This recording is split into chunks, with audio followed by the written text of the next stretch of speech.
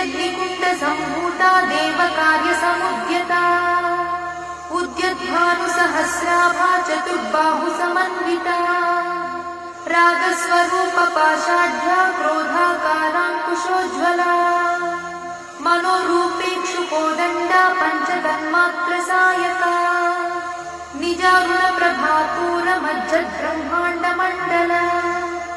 चम्पकाशोकपुन्नागसौगन्धिकलसत्कचा कुरुविन्दमणिश्रेणी कनत्कोटीरमण्डिता अष्टमी चन्द्रविभ्राजदलिकस्थलशोभिता मुखचन्द्रकलङ्का भगवनाभिविशेषका